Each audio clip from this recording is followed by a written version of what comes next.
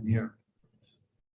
And if I did my job really well, you are still in the state, and I want you to reach into your wallets or your credit cards and donate now. And with that, I welcome all of you here tonight. Thank you for doing that with me. Thank you for showing up, and thank you for experiencing what it's like being here.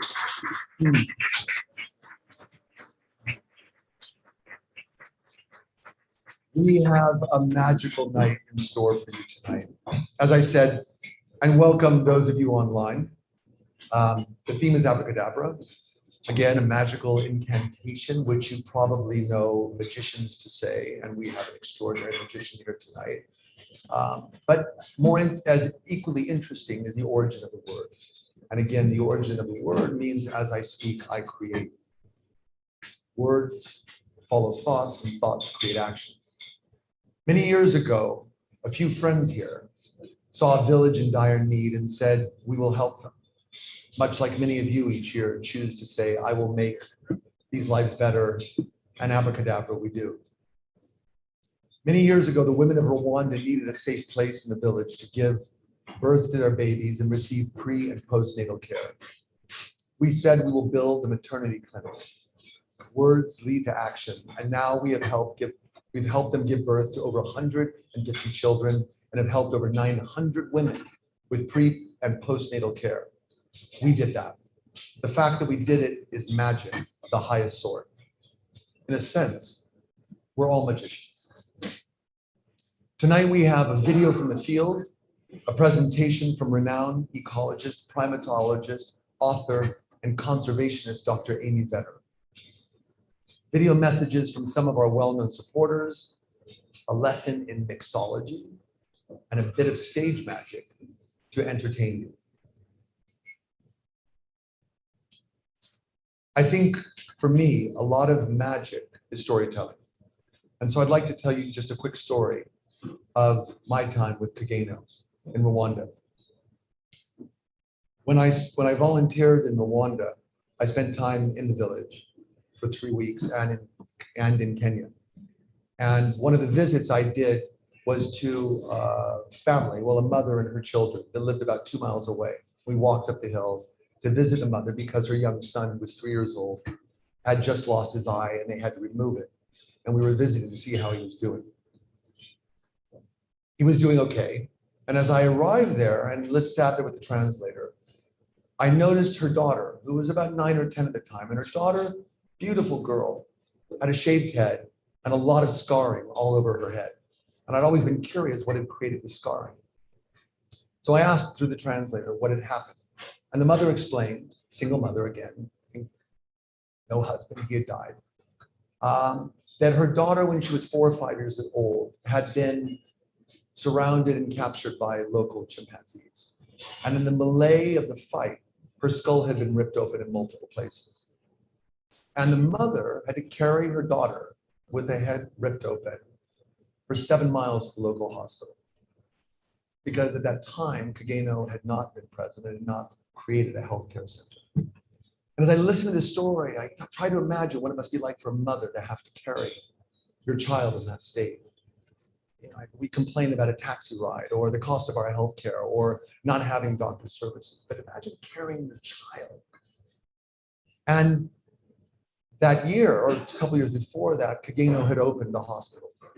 So I've seen the magic of this organization. I've witnessed how this has changed people's lives.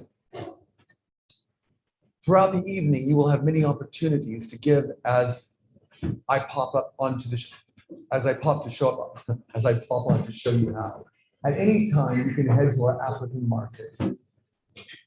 Place, donate, and receive a gift of one of Kageno's aprons made by the women in Banda Village. It helps provide an income and support Kageno's programs. Is it really ever too early to get ready for the holidays? We also have hand-woven Rwanda baskets available. These are the same ones you'll see at ABC Carpet. But here you'll be helping lift a community out of poverty. On your tables are these aprons. Each of you, if you haven't noticed it, please open them up and examine them. They're absolutely beautiful. If you are familiar with QR codes, and God, I hope you're familiar with QR codes. I mean, 10 years ago when QR codes came out, everybody thought they were the next coming. Nobody used them, and now they're everything. But if you're familiar with them, you just point the camera on your phone at the code, and your phone will take you to the web page to make a donation on your phone. You can continue to watch the event without missing a thing. Or you can click the button on your computer screen. This will open a new tab, and you can make a donation and select a gift. When you're done, just click on the tab to go back to the live stream. Try it right now and donate $10 for us to plant a tree. Hold your phone cameras up to the QR code for donate, or click the link and enter $10 for the amount. At $10, you might be able to afford an arboretum, or point your phone to the QR code for the African market, and you can select a gift to receive for your donation. We will reach out to you and confirm your donation and arrange for shipping. So why doesn't everybody give this a try right now and just see if everybody can do this? And if we need any help, we have lovely tech people around the room who can help, or online, we can give you any help if you need it. To get things started off right, I'd like to introduce our first guest, Melissa Brooke.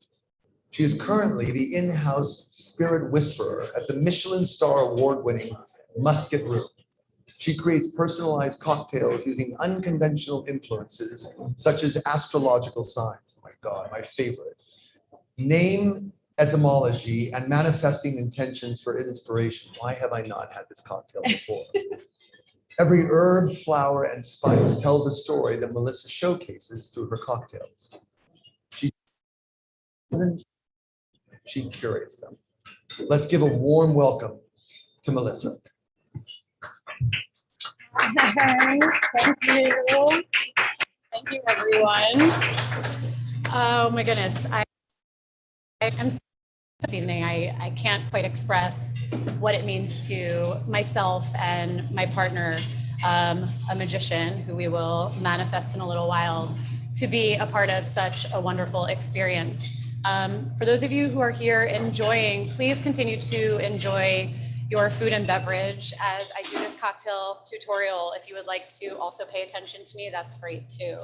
For those of you who are at home tuning in, I did send you a little gift box, hopefully you received, with the ingredients and a list of the potential bar tools or equipment you might need to follow along during this tutorial. I'd love for you to maybe take a moment to grab them now. If for whatever reason you don't have any of those things in front of you, never fear. This is all meant to be fun, and I have created a really wonderful recipe that to me transcends flavor profile for all of you in live and virtual. And the ingredients mean something special other than just to simply taste good, which hopefully they do as well. So if you don't have the equipment to follow along tonight, you have the recipe, you can do it at your leisure. I actually had prepared to kind of introduce myself, but I think a wonderful job was already done. And so hopefully now you have my street cred a little bit. I do work at the Musket Room, which is a 9-time Michelin Star Award-winning restaurant. So I think I know what I'm doing, but something that I really started gravitating towards during quarantine at the beginning of the pandemic was how can I make what I do matter more? And I do think that people in the restaurant and hospitality industry do matter in ways in which we provide entertainment, and that obviously is very important. However, to me, focusing on ingredients and what they mean, and of course, when I say that, I mean sustainability, which is hugely important, but also, as was already spoken about, the astrological meaning, the mythological meaning, the ethereal meaning, to me, means so much. And so I created a company called Divine Spirits, in which I partnered with a magician, because I believe that I work with magic with a K. So what better than to work with magic with a C? The last thing I'll say before we begin actually creating cocktails, I'm sure you're all thirsty, is when I had already decided what to do for this event, I was really excited about it. And that is to incorporate ingredients that reflect the upcoming new moon, which will be tomorrow for-ish Eastern Standard Time in Scorpio. And so the ingredients that I utilized in these cocktails are meant to reflect certain aspects of what a new moon is and what a new moon in the water sign of Scorpio is. What I didn't take into account and felt was so fortuitous, and I don't believe that there is coincidence in anything, is that I read the event literature and the two key words popped out to me, one of which is Harambee and the second of which is abracadabra. I have worked with a magician now for quite a long time, and I'm realizing that it never occurred to me once to look up the etymology of the word abracadabra. And what I have come to realize is what that root word means is what I do in this work, which is as I speak, I create. And as I create, I ask for everyone to bring intentions in so we can manifest. And so in line with that, the other word, which really meant so much to me, was Harambee, which as I know it means all pulled together or unity. And so as I had said, I had already decided to do what we're going to do in a little while, which is a manifestation for the new moon in Scorpio. What I so beautifully realized is that the new moon, which always stands for new beginnings, in Scorpio specifically is meant to bring about collaboration and transformation. And what is collaboration but unity and all pulled together? Okay, so with all of that being said, why don't we start making some cocktails? Because I know some people probably want to get started. The one thing that I will say is if you don't prefer to imbibe, you can always use iced tea in place of any spirit. The syrup that I made already has cinnamon in it and some other baking spices that I kind of snuck in there and some chai masala tea spices. So black tea would be an excellent substitute if you have not decided to choose to imbibe alcohol. Okay, so the cocktail that I decided to focus on was the sour cocktail family. The reason for that is that I find that it satisfies a large portion of demographics. A lot of people really love cocktails that live within the sour family. Some examples would be daiquiri, margarita, whiskey sour. And so the other thing that I really love about the sour cocktail is while it is so incredibly easy to create, you only need 4 ingredients and one of them is water by way of ice. The other 3 ingredients are also extremely easy for anyone to procure. And the cool thing is, once you know the specs for any kind of sour, if you just substitute, if you take one ingredient out and substitute another ingredient in a like family for it, you have an entire library of cocktails that you can create. An example that I'll use right now is if someone chose whiskey today to make this sour cocktail, if you took out the simple syrup that I've created for you, which is made from white granulated sugar, and you replace that with honey, you would be making a Gold Rush cocktail.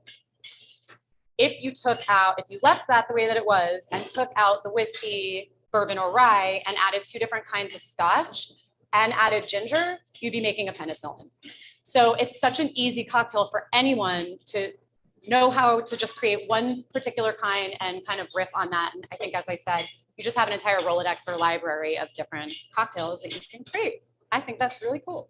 Okay, so I don't normally work behind this bar, but I'm going to try and get started. The first ingredient that you're going to want to work with is the syrup. That is twofold.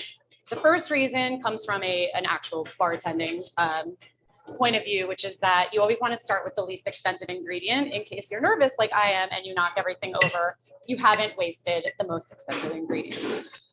The other reason is that the syrup, of course, whether you're using sugar in the form of honey, agave, simple demerara, it's very viscous and thick. So basically when you're pouring it into the jigger, which we're going to do right now, and I'm measuring 3/4 ounces, is that it coats the inside of the jigger, mea culpa. So this is a jigger, for those of you who don't know what that is.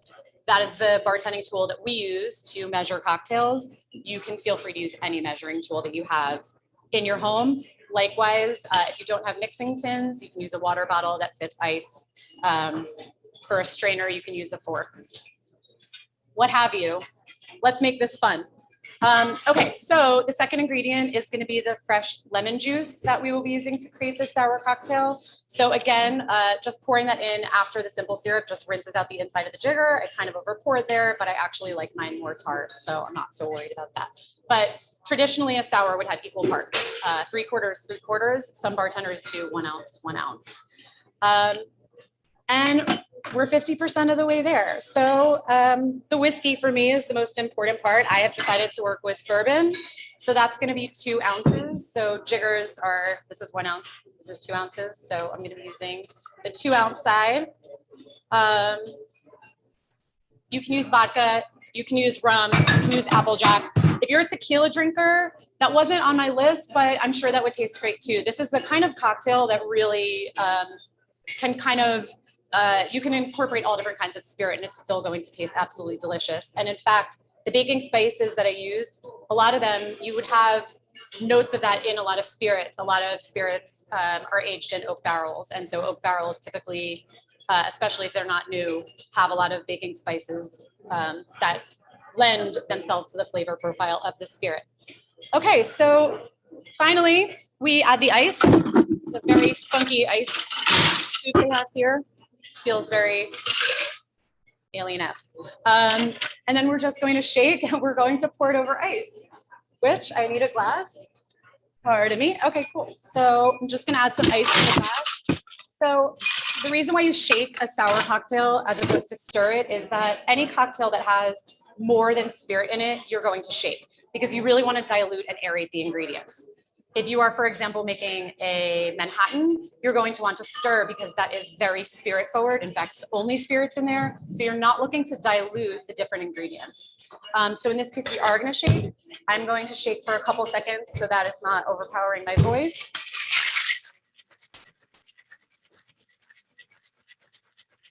I would recommend shaking for about 11 to 15 seconds. It depends on what kind of ice you're working with. This ice is pretty small, so it's able to melt a little more quickly. And then you just pour it into your glassware of choice. This kind of cocktail you can drink in a martini glass or in a coupe. You don't have to drink it on the rocks. I actually prefer it that way. I'm just going to top it off with a little more ice. And there you go. And I'm going to garnish mine with a little apple chip and a star anise. And then I'm going to serve it to my guests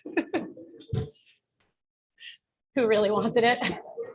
There was some heavy breathing going on down there.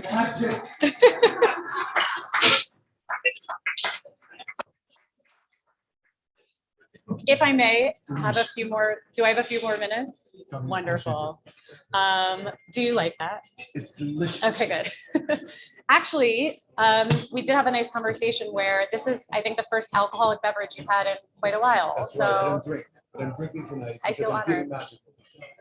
Well, that's a great segue to what I was about to say, which is there are some magical ingredients in there. So if you received the letter that I sent you either via the mail or email, I wrote about the ingredients that I used in this syrup, which 2 of them that I highlighted were apple and cinnamon. And the reason why I used those ingredients, and then I secretly threw in some cloves and allspice and some other stuff, is really to represent the magic of what we are working with for the new moon in Scorpio. So bringing kind of everything back to the 2 words, the 2 keywords for me that are noted for this event, I want to bring intentions circumventally, is that a word? Love it. Bring it back around to represent collaboration and to represent transformation and to represent new beginnings. And so apple really represents actually self-knowledge and kind of self-awareness. And cinnamon is meant to bring in higher intuition and kind of more spiritual vibes. And the rest of the baking spices, which are all ruled by actually the planet of Mars, which I believe is the old ruler of Scorpio. Scorpio is now, I think, ruled by Pluto, but the archaic ruler of Scorpio was in fact Mars. And they are ruled under the element of fire. And so the point of that is to really activate and stimulate all of the other intentions that you are working on. So if you're looking for, what I'm trying to say is I would love for everyone right now to think about what they would love to transform. Ooh, listen to this, everyone. If everyone could think about what it is via the new moon in Scorpio tomorrow, I'm just going to keep repeating it, what you would like to transform specifically in collaborations. So again, the word Harambee, all pulled together, unity. Abracadabra, as I speak, I create. So how can we all together collectively, as a group, whether you are virtually here right now in this collective, or whether you are physically in this room right now, what are those keywords that you're thinking within the realms of your collaborations? And it can be your family, the way you collaborate. It can be business. It can be, you know, a romantic partner, a friend. So to kind of bring that tactilely into fruition, if you will, if you have with you a pen and a citrus fruit, which for those of you at home, I did ask for you to have a citrus fruit with you.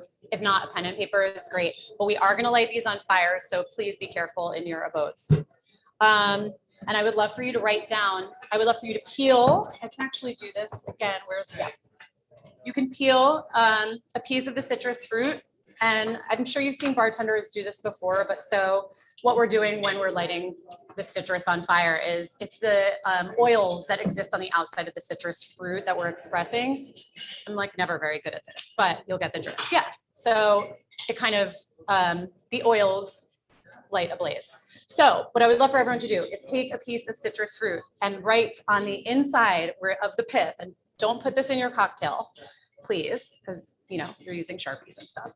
Write a word that for you represents everything that we're talking about in collaboration and what is resonating with you right now. And if you cannot do this right in this moment physically, then at least hopefully you'll be thinking about it. And you can also do it tomorrow on the actual day of the new moon in Scorpio. So I wrote down a word here. I'm not going to tell you what it is, but I can promise you it is all encompassing, and I'm wishing the absolute best for everyone here collectively and otherwise. So with that, I'm going to just light this on fire, and as I speak, I create.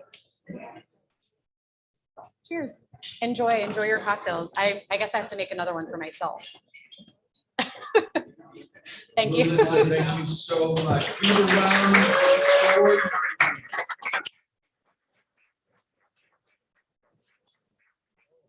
So good. I drink once a year, and this is my drink, so I think that's pretty much magical. You might notice that I've had a costume change. Last year, I took my top off. This year, I'm going to leave that on, but I thought I'd put on one of the beautiful aprons that everyone here in the room has on their table. And for those of you at home, I highly suggest you go online and order these for the holidays. I mean, look at this. Not bad, right? Quality is, oh, I got a whistle. Thank you. Melissa, wow, an autumnal new moon inspired syrup utilizing ingredients which represent transformation, the essence of fall in a glass. I love it. Thank you, Melissa. Transformation, it's a good one. As you know, Kageno is all about transformation. It's what we do in the communities where we work in. We turn struggling villages into places of hope. It's not right before your eyes, but you can see it in the photos and videos you will see tonight and on our website, and it's magical.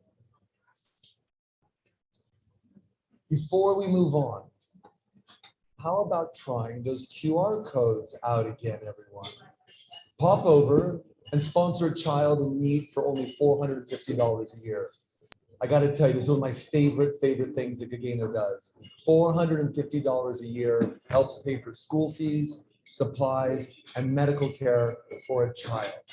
That's pretty magical. 450 bucks a year, or 2 for 900. I mean, that's $40 a month. That's the cost of, I'm sorry, Melissa, your cocktail is probably 20 bucks, right? 2 cocktails, and you could be sponsoring a child every month. Actually, we should probably put that on the website. There are many more, but at the moment,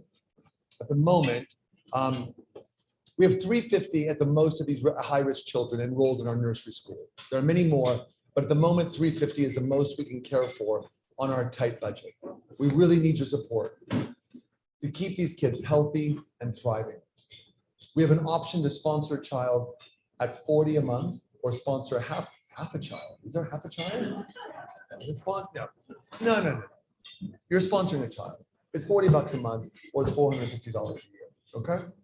And there's a QR code for that. And I want to stop here for one moment. This is one of the greatest things Kageno does. I cannot recommend this highly enough. You want to give a gift for Christmas this year? You want to give a holiday gift? You want to get together with your family, give your father something beautiful or somebody you know you love? Do this. It is extraordinary. I've been doing this for 10 years and it is one of the most rewarding things to watch happen. And it's nothing, 450 bucks a year. So there's no halves in this, it's all right? Thank you. You will get a glimpse later at our nursery school. There will be more opportunities throughout the evening for you to play an active role in changing someone's life forever. But now I would like you to see firsthand what I saw when I spent a month in Banda 10 years ago. To really understand what Kageno does, you really have to see it. I'd like to show you a little movie magic. Here is a film that was made in the time of COVID that shows you Kageno in action and just what you are contributing to when you donate. It was made remotely with the help of a talented local Rwandan filmmaker and features Ellie, our project director, in Banda.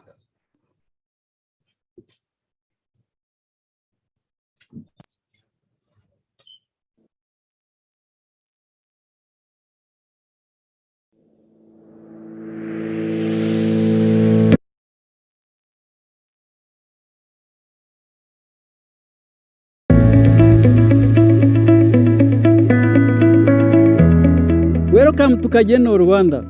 I am happy to join you by video and thank you for taking time to be with us and learn about and support our programs.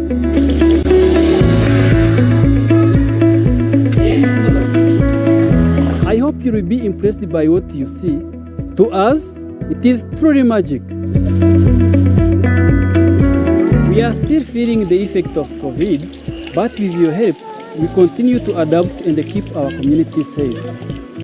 We remain committed to Kageno's mission and our interconnected programs in healthcare,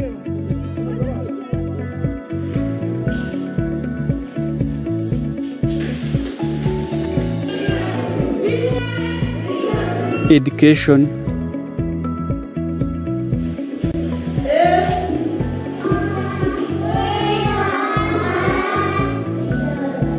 income generation,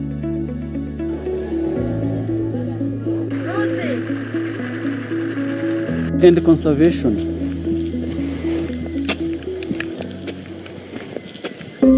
Kageno, Rwanda is in Banda village, located on the edge of Nyungwe Forest, the largest mountain rainforest left in Africa.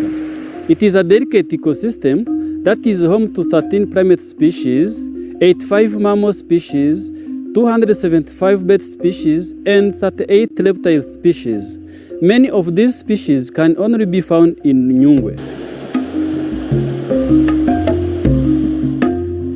It is part of the life force of the village and why conservation is so important to all our programs.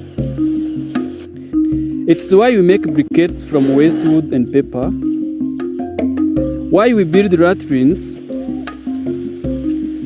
why we teach, and why we run an extremely successful program that gives job to ex-poachers, offering them an alternative way of survive and to protect the forest.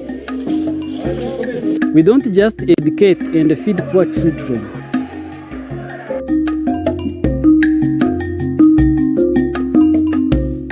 We provide jobs that preserve the environment that is critical to our survival. You may think our farms are just a way to provide food, but no. They also teach the community bio-intensive organic agriculture. They learn to produce more food with less of an impact on the environment and surrounding forests, and we are successful. It is not just our farms. If you look around the village, you will see hundreds of kitchen gardens designed to feed the families with minimal space. These gardens are a result of Kageno's educational program and support. We teach the community how to grow their gardens, provide the plants, organic fertilizers for them to be successful. Before COVID-19, Kageno was about to start its biggest initiative ever. Located here above the village on land bordering the forest will be the site of Kageno's Eco Lodge. We have been making plans, changing plans, and working to reforesting our plots. This project will do three things. The first is to help to preserve the forest. Second is to provide income for the community and Kageno programs. And finally, share the incredible beauty of Nyungwe Forest with the world. Right now, it is truly a place of hope, and a place that we hope all of you will come and see the magic of Kageno in person.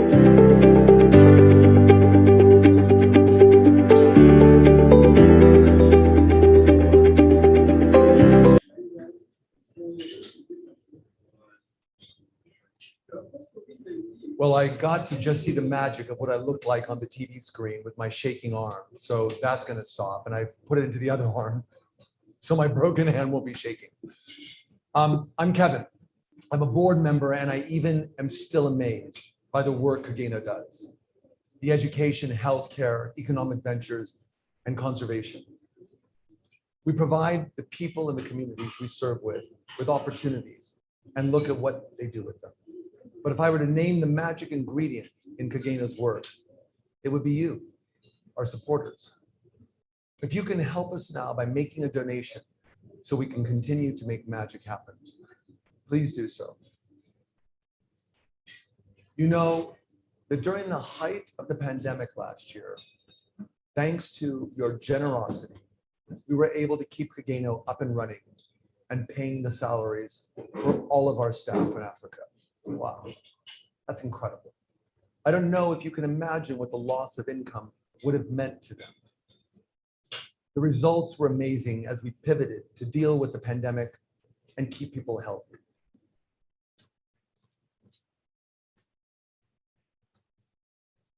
I don't know how many of you are on our mailing list. And if you're not, please subscribe on our website.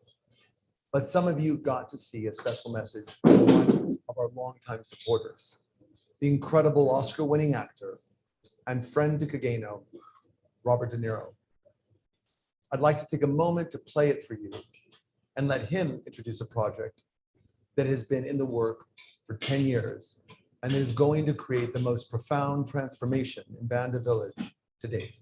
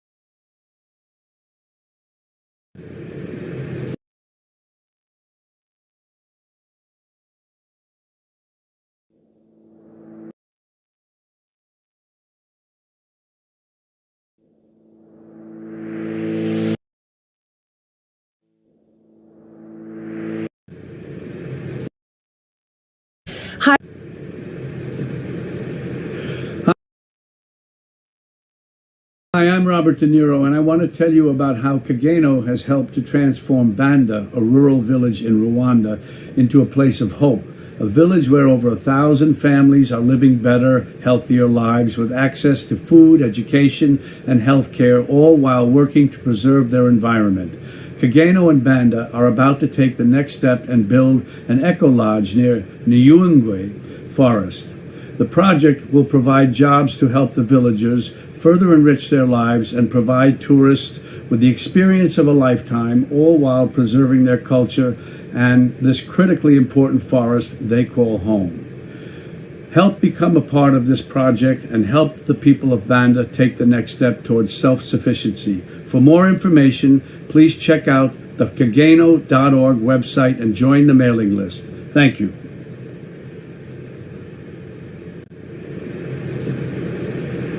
Hi, I'm Robert De Niro, and I want to tell you about how Kageno has helped to transform Banda, a rural village in Rwanda, into a place of hope. A village where over 1,000 families are living better, healthier lives with access to food, education, and health care, all while working to preserve their environment. Kageno and Banda are about to take the next step and build an eco-lodge near Nyungwe Forest.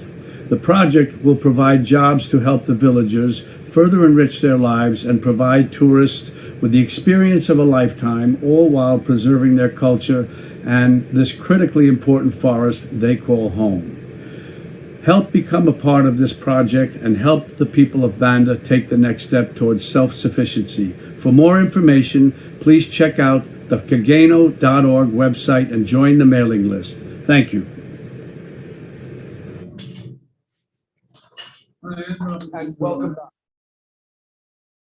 The funding in place, and we'll break ground this year on the Eco Lodge and are building the first of our bungalows and freestanding bath facilities. This is a rendering of what we will be building. The project will provide jobs to the villagers and bring in tourist dollars to help the local economy.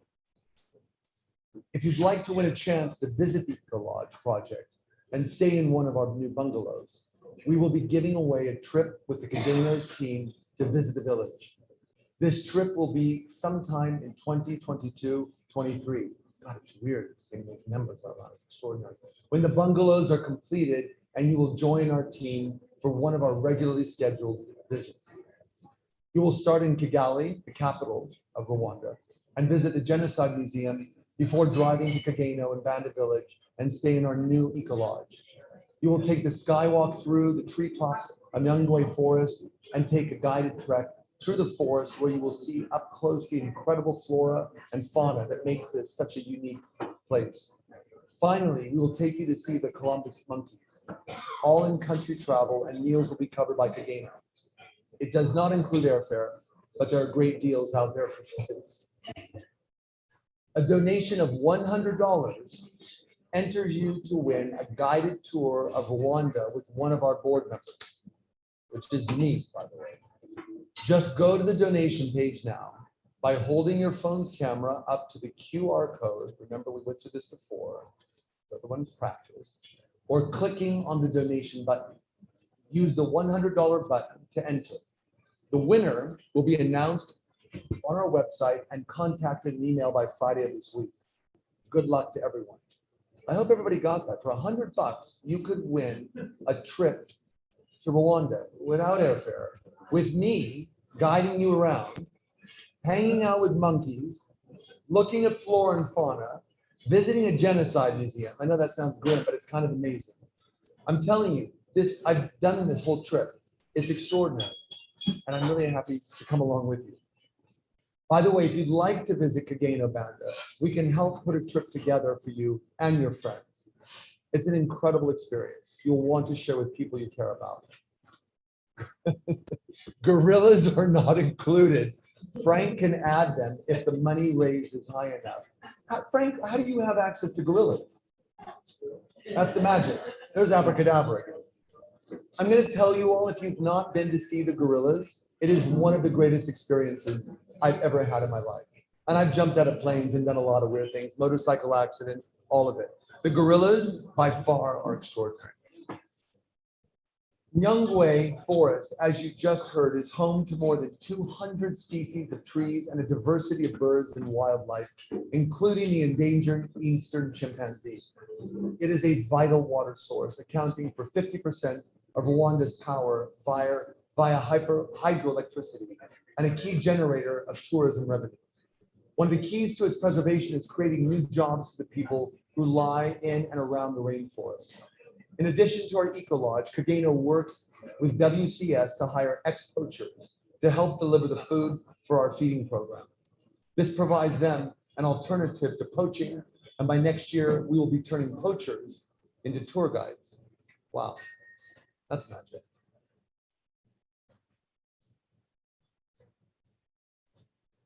Kageno employs over 30 ex-poachers to transport school meals to students, providing more than 4,000 workday opportunities for them in 2021. In addition, Nyungwe, Rwanda is home to Volcanoes National Park and the real star of Rwandan wildlife, the mountain gorilla. Guides lead small groups of tourists to bamboo-covered slopes to spend a precious and awe-inspiring hour just a few feet away from these gentle creatures. It is an experience. I mention the gorillas because we have another star with us tonight, Dr. Amy Vetter, renowned ecologist, author, primatologist, and friend to Kageno. She's going to discuss the importance of conservation and the importance of work Kageno does in the communities we serve. I think you will see how life-changing our Eco Lodge project is going to be for the people of Bethel. Great. Okay. I am Amy Vetter. I'm so pleased to be with you. I am one of the biggest pleasures that I have in coming to meet with you tonight is, one, I'm sorry I'm not there in person, but two, at least I'm here live, and you didn't have to watch a circle go round and round to hear me speak. But it's a real pleasure because I'm going to be speaking about one of my very favorite places on earth, and that is Nyungwe Forest. I've been a conservationist for over 40 years. I've studied wildlife. I've lived in Rwanda's parks, in the midst of some pretty amazing wildlife. And one of the things I very much appreciate is being able to share some of those stories, which I will do some tonight. I started in a pretty stunning landscape up in the volcanoes. So do add gorillas to your trip. Do come to see Rwanda's multiple parks and multiple protected areas and amazing wildlife. This is an incredible way to start my career as a scientist and then as a conservationist with highly endangered mountain gorillas and being able to be out with them for a year and a half, studying what they needed and how we might be able to proceed to ensure their conservation. But while I was doing that, I was really intrigued by a forest I heard about in the southern part of Rwanda. It was really rather unknown. It remained very mysterious from everybody's point of view. It was in the southern part of Rwanda, stretched all the way down to the border with Burundi, twice as big as the Volcanoes forest, and yet so little known. When I visited there first in the 1980s, I found a really rich forest, 10, 20 times as number of tree species as I had known in the volcanoes. Twice as many bird species that were known at that time, and more have been discovered. These storied trees, this is a strangler fig, that my kids love the story of trees strangling each other. Really amazing wildlife in the form of plants as well as animals. But one of those stories and one of those mysteries of Nyungwe was these black and white colobus monkeys that we were told were traveling around in groups of 100 or more, which was basically unheard of. So how in the world could that be happening? Was it happening? How many were really traveling together? I mean, it's completely unknown. And so one of the things I focused on early on when I went to Nyungwe was trying to figure out some answers to some of those questions. And one of the outstanding things that I learned over the first couple of years was that these weren't monkeys traveling up in the trees, unheard of, in 100 or more. They were traveling in groups of 400. Nowhere on earth do you find tree-living monkeys living in groups of 400. This is only known from Nyungwe Forest, truly unique on this earth. And so it was that gave me the opportunity not only to be in the forest to see this wildlife, but also to get to know some pretty amazing men who live nearby. And these guys, these guides provided me with all of the knowledge and wherewithal that I needed to be able to do my studies. I as I looked down the hill from where I was working down to the edges of the forest before you get to Lake Kivu, 2 really strenuous hours of hiking down there was where these guys were coming from every day to come up and help me with my scientific studies. And so I went down to visit, and that village turned out to be Banda, which you've now heard so much about. And it was a community that was really struggling to find land enough to produce their food, to find a way to make a living, to find a way to move into a future that could be promising for them and for their children.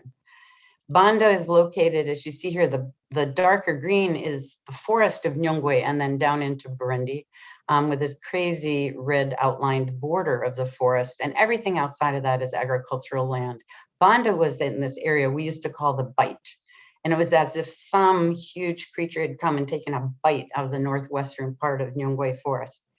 And it was there because that was where the greatest pressure on the natural forest was. It was where most forest clearing had taken place for people who, again, were struggling to find land to produce their own food.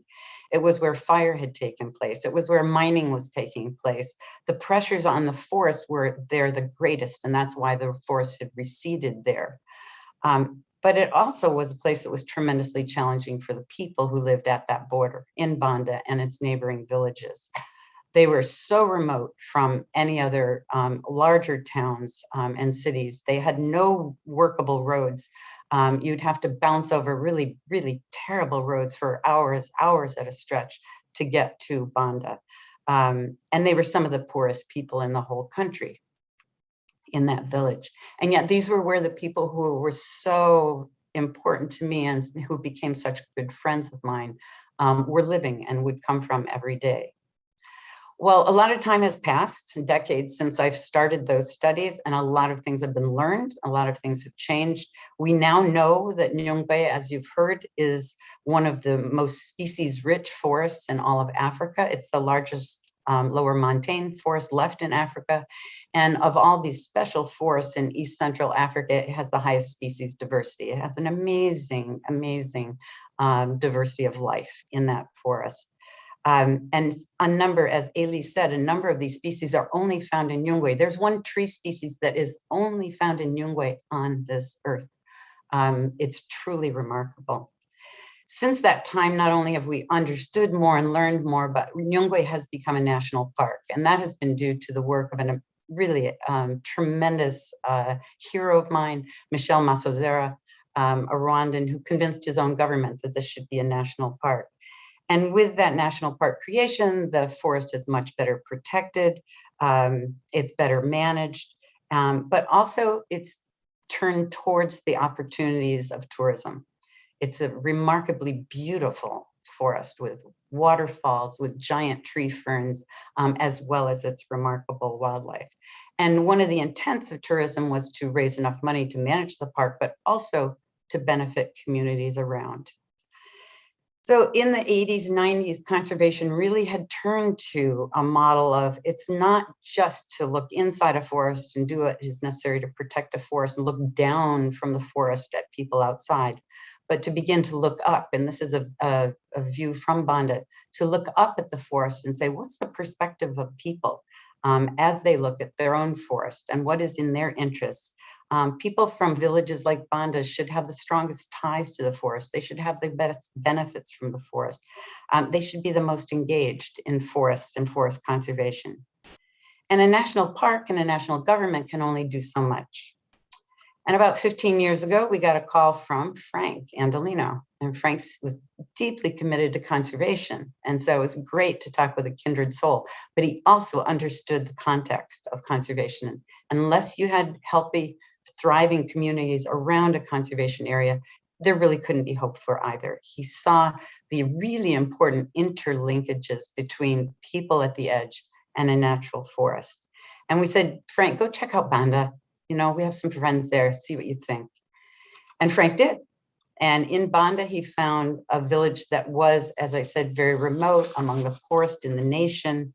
But he also found people who were striving to find a way to get into their future, trying to improve their lives. without even having some of the basic human needs met at that time. And you know the story. Kageno was created about 15 years ago, and Kageno has created this place of hope in Banda. I'm not going to go into detail. You've heard the story, but what I have the great fortune to be able to do is to go every year with graduate students from Yale University in our environment and forestry programs and go see conservation in action. And one of the things we do is go to Banda. And they get to see, That's enough. they get to see the connection, the direct connection between water from the forest that is protected by the forest cover being delivered into Banda and Banda's people's hands and their health. Creating, and Kageno is the one who's been helping to create those faucets. Kageno also has been helping, as you heard, to intensify agricultural production in the areas in and around Banda. And that means people aren't going in and clearing the forest anymore for agricultural lands. The production is amazing. These are two of our students in the upper right. Mary is almost 6 feet tall, and I've never seen bean plants, cooking bean plants, twice as tall as somebody like that. I mean, it's really impressive. Basic health, you've heard about the maternity and the babies being born, how this is a fundamental aspect of life that has to be attended to. School, is there a future beyond this trap of poverty? Is there a future for these kids? And the preschool has been absolutely essential that Kageno has created, and teaching not only the basics of education, but also I don't know what's going on.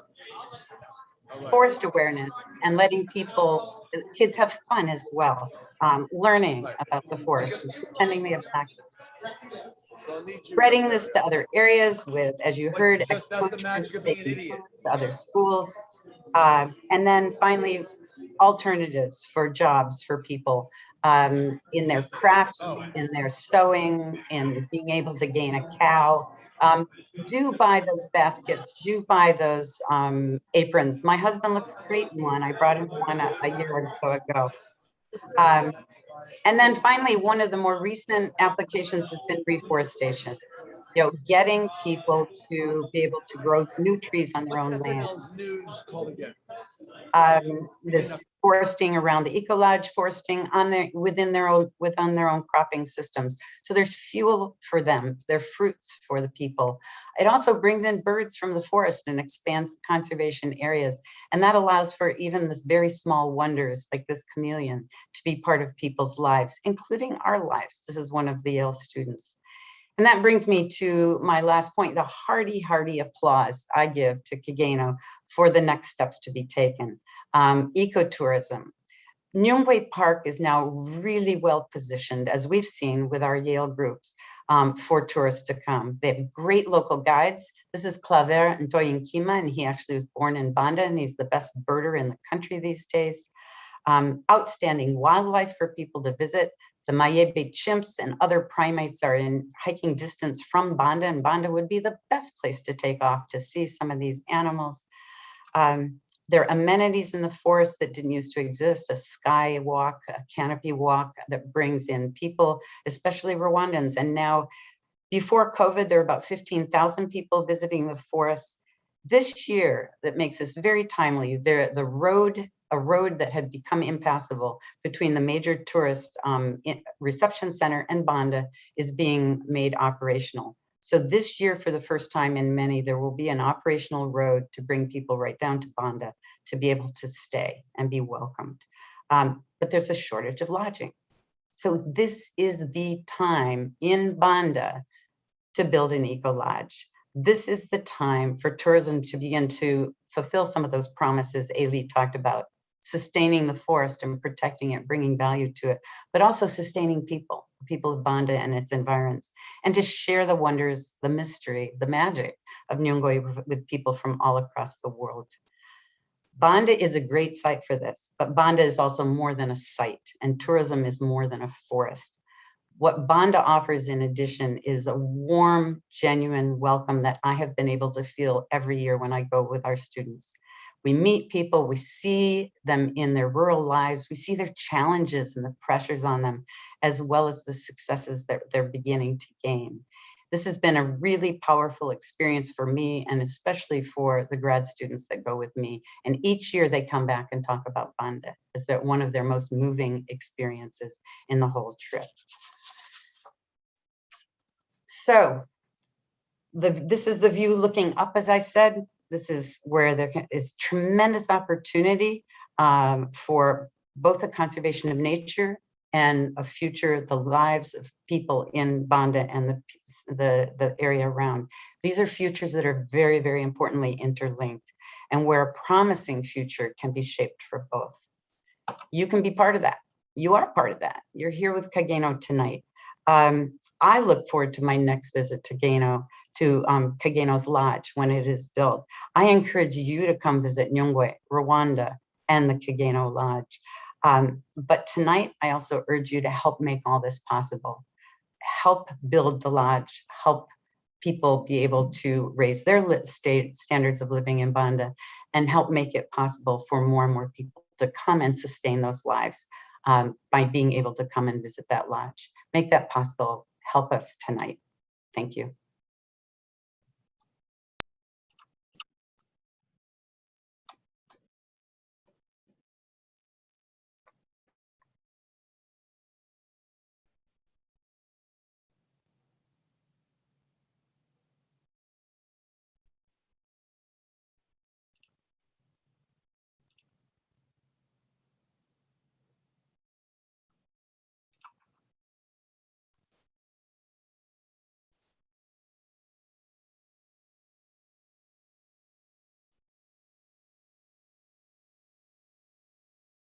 Hi everyone, I'm Maggie Q, and from one animal lover to another, let me tell you about a new environmentally friendly eco lodge that's being built in Banda Village, Rwanda by Kageno, a nonprofit dedicated to ending poverty and bringing hope to impoverished communities in Kenya and Rwanda.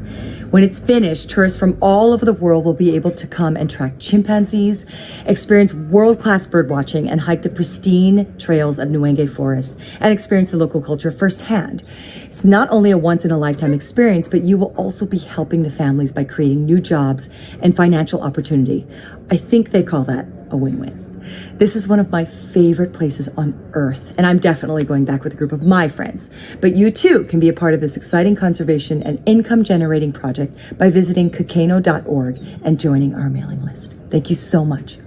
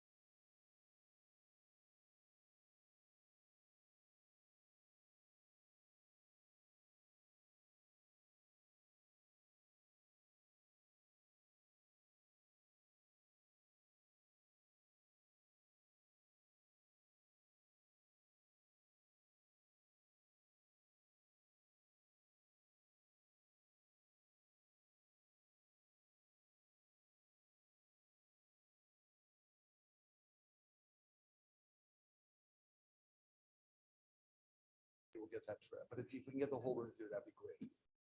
We will name it after you. And you can use it anytime you are in Banda. Think about it. Your name on an eco lodge. Your ego on an eco lodge. Your money on an eco lodge.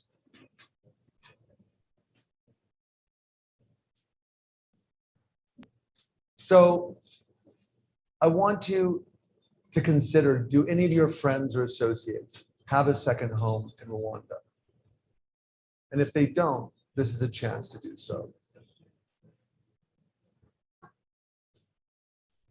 Can we see in the room if there's anybody who's willing to contribute to an eco lodge? $10,000. Wow. Thank you. Can we get the camera to sit around? Joe, you come over here. Want to get a picture? Thank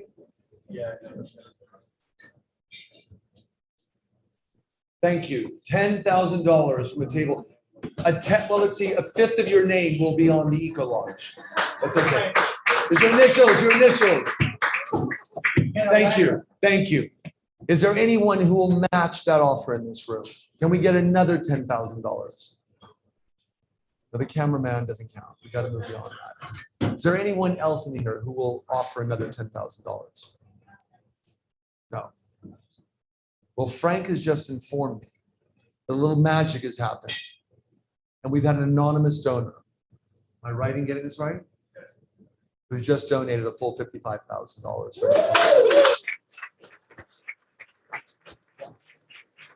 Wow, wow, wow, wow, wow. Abracadabra. Abracadabra. We just need to kind of use that intention a little bit more. Can you burn some more orange peel? Where's thank you. Can you just write $55,000 in an orange peel and burn it right now? What a second bungalow. We've just got our bungalow. That's incredible. I just want to, I'm so grateful that we just did that.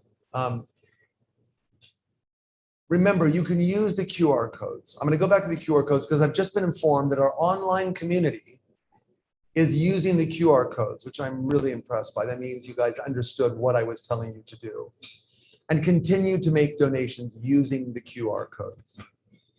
While you're using the QR codes online, I thought I'd tell you an amusing little story that happened to me in Banda.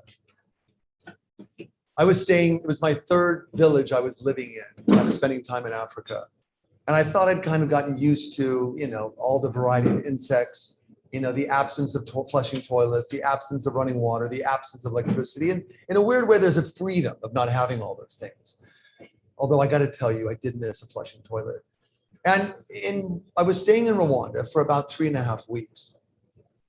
And the bathroom, as was typical, was always about 50 or 100 meters from wherever you were staying. So I went, I have to pee in the middle of the night. That's just how it is. That's how it's always been. And I had my little flashlight in my head. And I would get up, I'd turn the flashlight on, I'd wander around, you know. And after a while, I didn't need the flashlight. I knew where to go. I just walked quietly in the dark, walking down the path, listening to the nature. I'd go to the little tiny shack, you know, with this little tiny roof and this cute little door that would open up. And the not so cute hole in the ground that I would squat over and never, ever, ever look down. I learned that very, very soon. And I sat down and I just sat and thought, I'm just going to sit and pee. And it was just easier to sit and pee at the time. Close my eyes. And then I'm like hearing these odd noises. I'm thinking, I don't like the sound of that noise. So what is that weird noise? Like a little flittering going on around. So I make the mistake of turning on the light on my forehead. And I'm surrounded by about 180 flying cockroaches, right? Which are in there quite happily in the night. The light, of course, woke them all up and they all started fluttering around me. So I'm kind of standing up with all these things flying around me, trying to get out of this bathroom. I never wore a flashlight when I went to the bathroom again at night, but it was an extraordinary experience. So back to the QR codes. Remember, you can just use a QR code or link and make a donation. Any donation, any amount, we're very, very grateful for. Is there anyone cheeky enough? I can't believe we're using the word cheeky, but I lived in England for 16 years, so I probably get away with it, to want to help build the bathhouse. Now, Frank, I thought we were going to change the name of bathhouse, but it's really a bathroom. It's a restroom we're building. A lot of connotations around a bathhouse. $15,000 is what it costs to build a bathroom to support the Eco Lodge. And we will even name it after you or your ex. Can we scramble together $15,000 for a bathhouse named after your ex? Is there anyone in here who will cobble up $5,000, $5,000? Do I see a hand for $5,000 towards a bathhouse named after your ex? What about 15 of your exes at $1,000? And all of them get named on this bathhouse. Okay. Frank, I'm going to hope that online we're going to find somebody. And I'm going to leave it to you to kind of generate that interest. How about donating a piece of a bungalow? $25 for a brick to show your support for this project. $200 for a window. With the views of the valley, we are going to need windows. Or how about $10 for a tree? Every year we plant trees to attract and support the wildlife in Youngway. Click the link or use the QR code and let's make some magic. And again, if you can still enter to win a chance to win a guided tour of Rwanda and stay in the Eco Lodge, click the button or use the QR code and make a $100 donation. I'm going to say one last reminder about this. It's such small amounts to make a difference to this organization. Tiny, tiny amounts. Every dollar counts. So whatever you give goes somewhere, and 92% of what you give goes to this organization. Abracadabra, our word for the evening. What is magic? It's transformation. Now you see it, now you don't. There it is again. We watch in awe as a piece of fabric becomes a dove, something from nothing, or one state to another. That's something we at Kageno know a lot about. If you had seen these villages when we first got there, the transformation is magical. Now I'd like to introduce you to a man who's going to perform some magic right before your eyes with a trick especially created for Kageno. Let me introduce to you Mark Clearview. He is a world record holding, world famous entertainer who regularly performs in New York, Los Angeles, Paris, Singapore. He is a performer at the famous Magic Castle in Hollywood and the resident magician at Paradise Club. And he is here with us now. And we look at the QR codes for 30 seconds. Then. So I'm going to talk about the QR code. Cameras are off.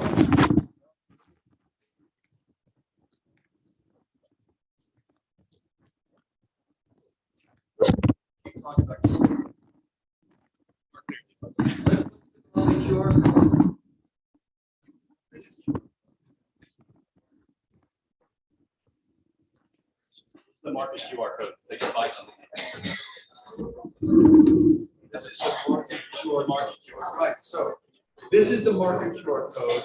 We have beautiful baskets, beautiful cutlery.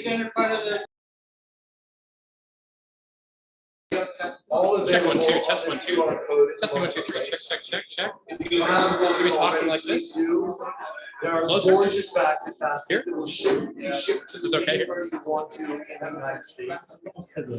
And they're incredibly well priced. I do see you have a price higher, but I would definitely get on board. Please jump on the QR code and check the merchandise. Whenever I think we're ready for some magic.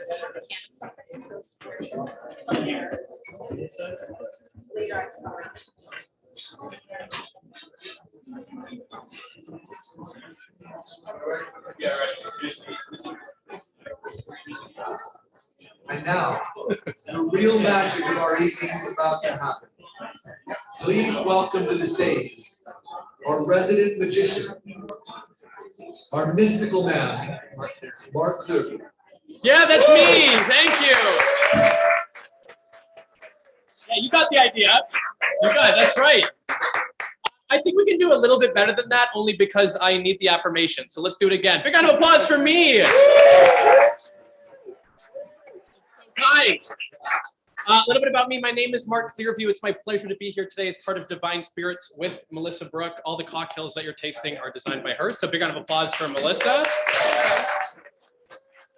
We have a wonderful little infused simple syrup on your table, which you're welcome to take with you. That will make some magic possible for you at home as well. I always say that the more you drink, the better magic looks. I always say that to people. I've been doing magic since I was 6 years old, which is interesting for me because most 6-year-olds want to be like firefighters and protect the public. And I said, no, I'm going to be a magician and protect my virginity. So that's my origin story.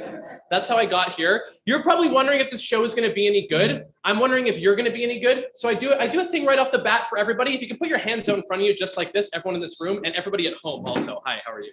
Just like that. And then put one hand over the other hand. You too, sir, I can see you. Hands like this, thank you. One hand over the other hand. Perfect. Now, all we're going to do is we're going to practice clapping because we're going to be doing a lot of it during my performance, okay? Almost nonstop, but it's a bit of a game. So if you watch me, I've developed a game for it. All you have to do is touch your hands together when I touch my hands together. So if we all touch our hands at the same time, it will sound like one big clap. It will make that unity, which this whole event is about, okay? So put your hands out like that. We'll all get one big clap right off the bat. Here we go. Couple stragglers over here. I don't know what's happening. I can see where the drinking is happening in the room. That's good. We'll do it again. Hands out like that. All at the same time. That was very, very good. I'm impressed. We'll do it all at the same time this time. That was even better. So now we'll do a couple in a row. Okay. It's going to get more challenging for you. Are you texting right now, Ethan? I thought we were friends. Here we go. Good. Good. Not so much. Okay. So new rule, don't get ahead of me. Just don't clap if I don't clap. It's really simple. Okay, I think we all know what's going on. Hands out like this. There we go. She's like, I hate this magician already. Okay, here it gets worse. Here we go. Nice. That. Okay, so I think we're not understanding. When I do clap, you clap. When I don't, you don't. You'll all be way behind. Yeah, I'm still talking. Okay, great. Hands out like this. Everyone knows the rules. Here we go. The game. I'll go even faster this time. Ready? No. Wow. Wow, the show will get easier for you. It will get harder for me. That's the idea, okay? Put your hands out like this. Wiggle your fingers. Point your thumbs towards the floor. That's the review for my show. Thank you. Usually it comes at the end, so I just get it out of the way. Cross one hand over the other hand, and then link your fingers into each other, or just do your own thing. That's great. Perfect. Then see if you can wiggle one of your index fingers. If you're a bit low on the table, it'll be harder. You want to raise your hand up so you can see it kind of like this. See if you can wiggle one of your pinkies now, one of your pinkies. Yeah, just one, Kyle. That's all right. Yeah, there you go. Okay, now see if you can wiggle. This is the hardest one. Your right ring finger. Your right ring finger. Now you're probably thinking, which one is my right ring finger? I find it's easiest to remember it's the one attached to your right arm. Good. Now the hardest part is to take those thumbs now and go towards the ceiling just like that. Flip your thumbs up to the sky. You'll be reset back to normal. Yes. Give yourselves a big round of applause. Thank you so much. We start up with a little bit of a warm up. Abracadabra, transformation, something that I'll try to do with this Rubik's Cube right here. This is just a Rubik's Cube. Usually it will be mixed by somebody like so. You don't have to do that now. And then some people will throw it behind their back and catch it on this side, and the cube will be solved on all sides. So watch closely. That would have been cool. I'm a magician, not a miracle worker. So what I like to do is peel the stickers off the cube and place them on the right sides. Watch closely. Then you can tell your friends that you're a genius. It's much quicker. I like to do it this way. If you watch the front of the cube, just like that. Oops, sorry. By the time it comes, that's all misdirection. Don't worry. By the time you catch it, it will be solved on every single side by hitting the floor. And that's your cube. Thank you very much. At home, they're just going to think that I switched it, which might have happened. Now, I'd like to walk us through something that everybody here can help me with, actually. I'd like to do a card trick. By round of applause, how many people love card tricks? I have a deck in my pocket here, and nobody ever trusts a magician that all the cards are different, right? Everybody thinks that a magician uses a trick deck. You don't trust me. It's understood. So most people think it's all the 4 hearts or something like that. What is your name? Trina. That's correct. Trina, have we ever met? Have we ever met before? No, Trina, can you just let me know if all the cards are different? I'll riffle them in front of you. Yes. They're different, yes? Regular deck, yes? Yes. So I always ask somebody, regular deck, yes. The person always says yes. Now we know we can't trust them because this is a notebook. All the cards are attached together. Okay, it's fine. We'll try it again, Trina. Not your fault. I picked you. I have something inside here. This. Pardon? Trina. That's correct. Trina, this one, all the cards are different, yes?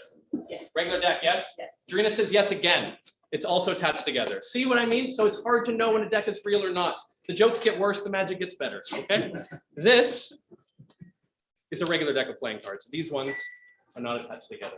We'll show you that now. Yep. And these ones we put into the audience so you can actually touch and look through this deck as well. But I'd like to try something much more challenging. Rather than have somebody remove a card from the deck like that, I will put a rubber band around this deck, and I'd like to involve everybody in the room in person. So this deck could come to you, okay? I'm going to throw the deck into the audience. Somebody's going to catch it. They're going to lift up the cards. Pay attention, this could be you. You're going to lift up the cards anywhere you want in the middle. Look at a card in the middle of the deck. Think about it and repeat it to yourself in your mind. Once you see that card, you'll close the deck.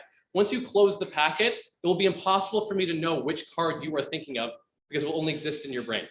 It's even better if nobody behind you sees the card. You want to keep it to yourself like this, just in case you think somebody's whispering it or I'm getting information from elsewhere. So this could be you. This will come at you. You'll lift the cards, look at a card and close the deck. You will not say it out loud again after that. One more little piece of housekeeping. I am going to throw the deck into the audience. So if this is coming at you, it's not an illusion. It's actually happening. So just catch it or it will hit you. I think I would like to begin over here, if that's okay. Okay. I'm going to break the deck. You'll catch it. There's a rubber band on it, so it won't come apart. Ready? Yeah. Yes. Just like before, yeah, make sure nobody behind you sees, but you'll lift, you'll peek, and you'll close the cards. I will look away. Okay? Yes. You know that card now, it's in your brain. You can decide who that deck goes to next. I won't even touch the cards again. You can just pass it, or you can throw it. It's fun. Whoa, that was a headshot. That was great. Okay, you'll take a look at a card, and then you'll close the packet. I'll look away. Make sure nobody around you sees. Now we have 2 people. I'm going to try to go for 3, maybe 4. You can throw that to somebody else that you see in the room if you'd like, gently. Nice. Everyone's catching it so far. It's amazing. You're the real magicians. Take a look. Look, you have that card in your mind. Oh, this is very important too. Repeat the card to yourself in your head so you don't forget it. And repeat it in your head. That's important also because I've had people just blurt it out. But if you think of a card and I say it to you, that's mind reading. If you say a card and I say it to you, that's a conversation. Put that to somebody else. I think this is 4 people now. So you'll lift up the cards, you'll look at a card, and you'll close the deck. Got it? That's your card. We're at 4 now. I'd like to try something I've never done before for all of you. I'd like to try to do 5 people at the same time, which is quite difficult. If you don't mind involving this side of the room, maybe one of our lovely staff members can just walk the cards over. That way they're not thrown all the way over to that side, if you don't mind. Thank you. And anybody at this table can look at a card in the deck, please. You can lift up the cards, look at a card, and then close the packet, and tell me when the packet is closed. Is the packet closed? Good. And if you could pass it back maybe, and if you wouldn't mind relaying it up here. Actually, you know what? Once you grab it, just hold on to it if you don't mind. Just hold on to it. Yeah, I don't want to take it back because some people think I get information from the deck somehow. So I just want to recap what's happened. A deck of cards had a rubber band on it. It went into the audience. Everybody just peeked and looked at a card and closed the deck. Everybody has a different card in their mind right now that they saw in the packet. They've not said it out loud. The only way for me to get the information now is through mentalism, through actual mind reading, which I'm going to try to do at this point. So if you're thinking of a card, could you please stand up for me? Just stand up out of your chair. There should be 5 of you. Thank you very much. This will only be for a second. And this is the most difficult part. I'm just going to jump here just for a second. Okay, if you could start to think of your card, please, and actually do this, or I won't do my part.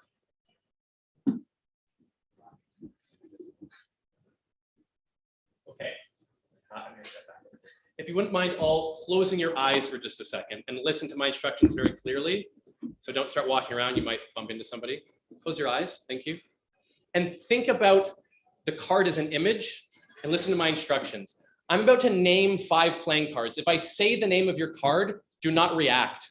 Don't nod your head, don't say yes out loud. Just say yes in your mind if you hear the name of your card. That's all you have to do. We're about to begin, please keep your eyes closed.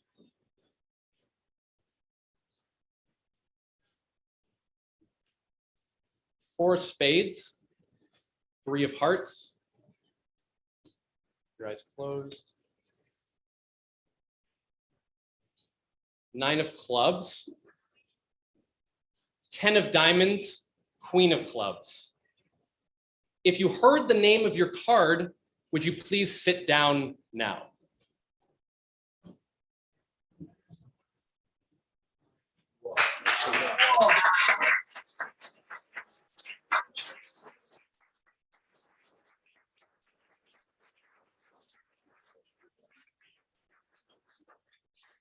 Are there any questions? I'd like to try something a little bit different now. I'd like to try one more one-on-one. That was a group of people. I'd like to show you what it looks like when you're doing one person one-on-one. I asked you to look at the cards earlier, correct? And you did so. So I think, I was playing around a bit, I was making some jokes, so I think we'll try this for real here. This deck is all different. Also, all the cards are different. What I'm going to do is I want a random one. I want you to pick one because I could make you choose one like this. I'm going to riffle my thumb down like this. You can say stop at a random place and I'll lift the cards. If you're not happy where I stop, you can ask me to do it again, okay? Totally up to you. 1, 2, 3. It was a bit fast. Sorry, you didn't know it was coming. I'll do it. 1, 2, 3. Stop. There. Are you happy with this spot? You're going to take the card, look at it. Don't show it to anybody else. Try to keep it as close to you as possible. And if you can just hold it in your hands or put it on your leg or on the table with a hand over it, just as long as I can't see it, that's perfect. And let me know when you've done that. Okay. Great. You know the card, yes? I'm going to show you what it looks like one-on-one so you can see what I'm doing. I need you to think of the color of the card first, okay? Whether it's a red card or a black card. I believe it's a red card, yes? Yeah, okay, cool. And now I'm just reading for little micro things in your face as I'm doing this. You can think of it, don't look, but the hearts are over here and the diamonds are over here, okay? Now you nodded a bit on diamond, so I think it's a diamond, is that correct? No, it's not. We'll try this. Ace, 2, 3, 4, 5, 6, 7, 8, 9, 10, Jack, Queen, King. Ace, 2, 3, 4, 5, 6, 7, 8, 9, 10, Jack, Queen, King. This doesn't always work. A 6? No. It's not like the 6 of hearts, 7 of hearts? I'm guessing them all. I have 52 more guesses. What was your card? Curiosity. Totally random card in the deck. You could have kept going, but you can. Yeah. 3 hearts. Okay. What did I say? 6 of hearts? Yeah. Okay. 3 of hearts. Put a wine glass here. This looks like a mistake. Every magician is entitled to 1. I said 6 of hearts, right?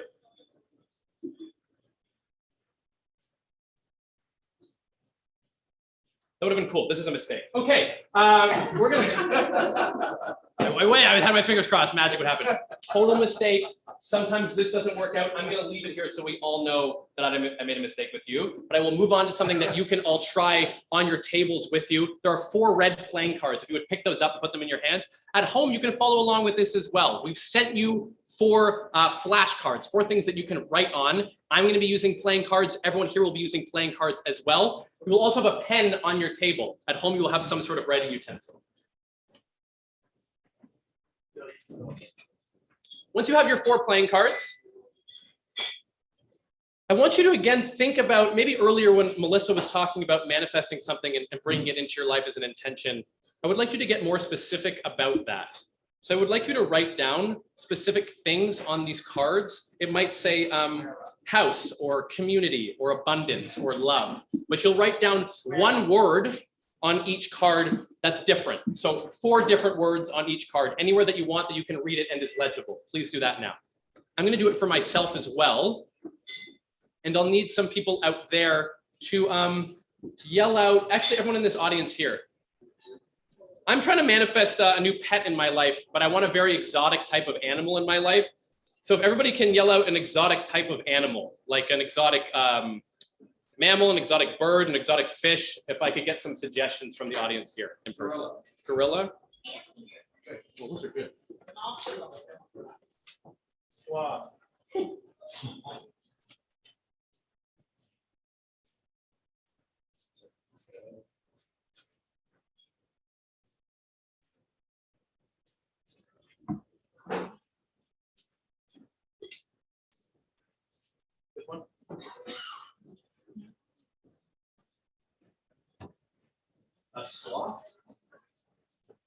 Okay. Thank you very much. Yeah. Thanks. All right. Did you say that?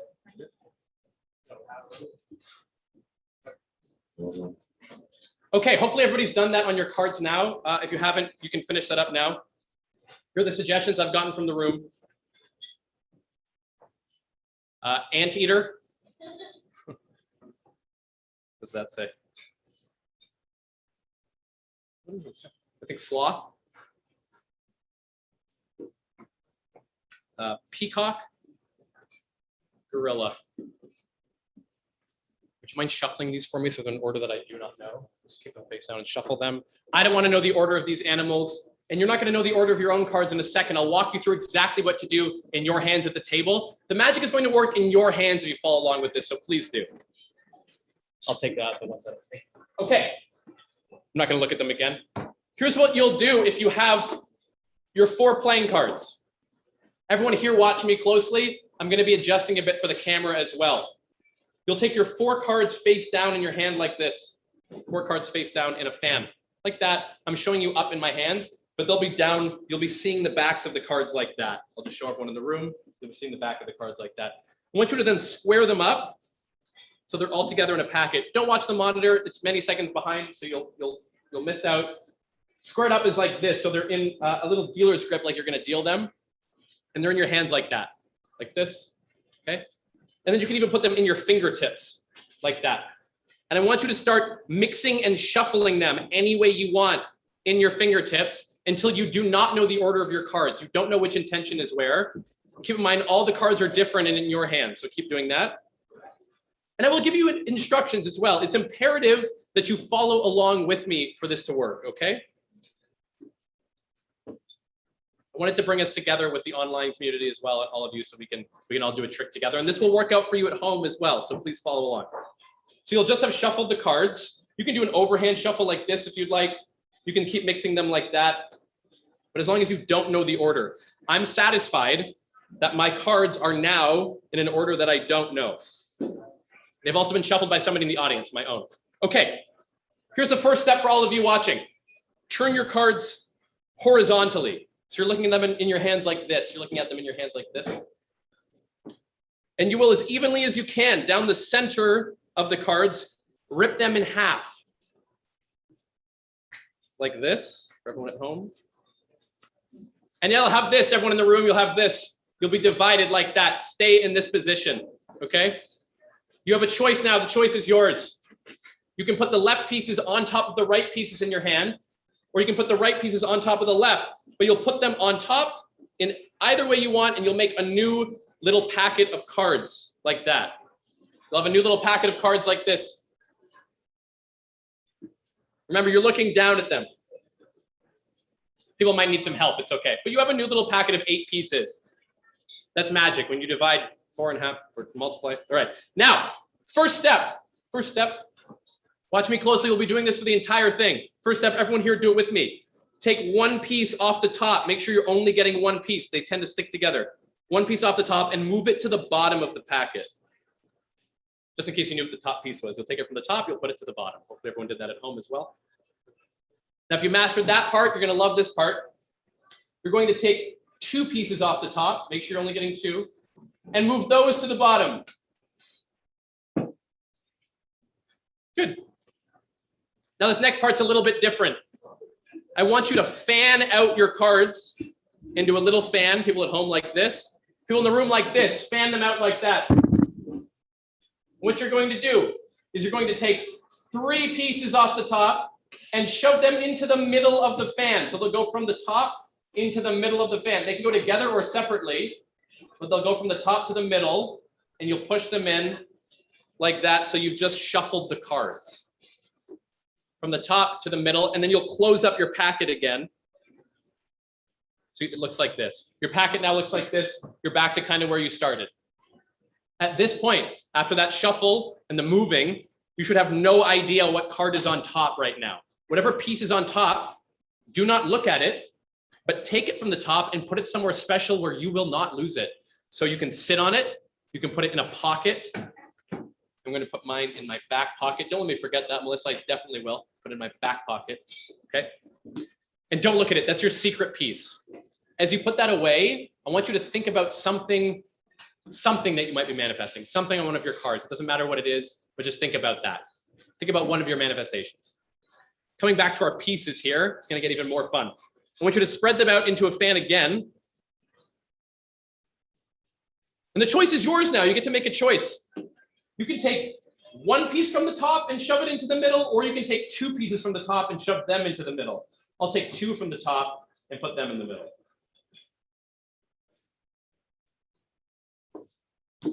This one's only for the people who are here live. If you're at home, stay still, don't move. Hands where I can see them. Okay, everyone here, take out any random piece from the middle and switch it with somebody else's middle piece. Give it to somebody else across from you. And when you take theirs, put it back into the middle of your fan. So you're just switching middle pieces. Take them, switch them, and shove them in. Good? Now, last step, keep them in a fan. Last step, almost. Up to you. You're going to take either one, when I say go, you'll take one piece from the top and throw it away. You can throw it into the air. Or you can take two pieces from the top and throw those away. Or if you want, you can take three pieces from the top and throw those away. 1, 2, or 3 pieces from the top to the ground. Go. One piece, gone. Make a mess. Sorry. Great. Now let's square up your pieces again. Square them up again. We have 2 steps left. You'll look like this again. Everyone at home will look like that. Abracadabra. As I say, I create. We're going to do this all together. I want you to take one piece from the top, move it to the bottom, and out loud with me say Monday. Monday. This is a meditation here. Next piece from the top to the bottom, say Tuesday. Tuesday. Next piece from the top to the bottom, say Wednesday. Wednesday. Very good. Next piece from the top to the bottom, say Thursday. Thursday. Next piece from the top to the bottom, you might have guessed, say Friday. Friday. Next piece from the top to the bottom, say Saturday. Saturday. And finally, take one piece from the top to the bottom and say Sunday. Sunday. Very good. Now I'm going to do one more step. It's the most important, so listen very closely. We're going to do what's called the lover's ritual until you're holding one piece in your hand. The lover's ritual until you're holding one piece in your hand. Here's what the lover's ritual looks like. You'll take one piece from the top. You'll move it to the bottom, and out loud you'll say, they love me. Remember, you'll do this until you get to one piece. We all have different amounts of pieces depending on what we threw away. So do not always throw away with me. Just make sure you only have one piece. With the next piece here on the top, you'll take the next piece from the top, you'll throw it away and say, they love me not. You'll take the next piece from the top, move it to the bottom and say, they love me. You'll take the next piece and throw it away and say, they love me not. And keep going. They love me to the bottom, they love me not, throw it away. They love me to the bottom, they love me not, throw it away. They love me to the bottom, they love me not. Until you have one piece left. One piece left. Now, I want to recap what you can look at it. And I'm looking at what you can see what the manifestation is. Now, this is cool. This is your piece. I want you to sell manifestation to you. Okay? And if you did this and you followed along and you really thought about it, even though you mixed and you shuffled and you did all the work, if you go find your secret piece that you put away, you should find in your hands, not mine, that those will actually be a perfect match. And at home. Give yourselves a big round of applause if it works.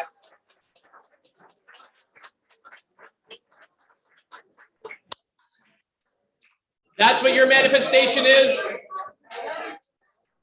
This is cool. Mine is peacock for those at home. Peacock. Okay, I'm going to do one more thing. I know it's exciting. I just want to say if it did not work for you, do not worry. It's only a magic show. You shouldn't. The ladies got it. That's right. It will not work for men. I'm just kidding. Okay. I just want to show you what I have. Randomly, after your shuffle and the suggestions that I got, I'm left with the animal, which is a peacock, which might not mean much right now, besides the fact that it's my favorite animal. I know that seems strange, but this is the one I randomly ended up with. Whatever manifestation you have is truly random. You didn't know that that's what you would end up with, but try to bring that into your life moving forward into the next week. I'm going to put peacock over here with the 3 of hearts. I have one more thing that I would like to do. One more thing. You can continue to talk a little bit, but I just want to say this part's very important to me. I have a world record. I have a world record for the longest amount of time in a straitjacket, which sounds not impressive at all. It's actually 2 weeks, 14 days straight. I was locked into a straitjacket, and I did it to raise money for a charity which is very close to me, the Michael J. Fox Foundation for Parkinson's Research. And I was able to raise $15,000 during the 14 days that I spent tied up in the straitjacket. And that's when I decided that I wanted to use magic to also make a difference. You know, I could have just spent 14 days in a straitjacket for no reason, but I thought I would do it to give back to a community. And I'm very, very thrilled that I was offered to be here today. The work that you do is so important, and the communities that you affect, it's truly magical to me. So big round of applause for yourselves, really, for being a part of this and supporting. And the reason this is so important to me is I retired my straitjacket escape. I did eventually escape on television, but I retired it because it's very hard on the body, and you'll see why in a second. And I was convinced to bring it out of retirement to do it again for you today. I do it very, very rarely. You'll see why that's true. Melissa has my straitjacket over here. I'm going to grab it. Thank you. This is a regulation straitjacket. Hopefully this doesn't look familiar to anybody in the audience. I wear it because I want to, not because I have to. This is a Posey straitjacket. It's the only one still in use today. It's made of canvas. It's very heavy. It's solid.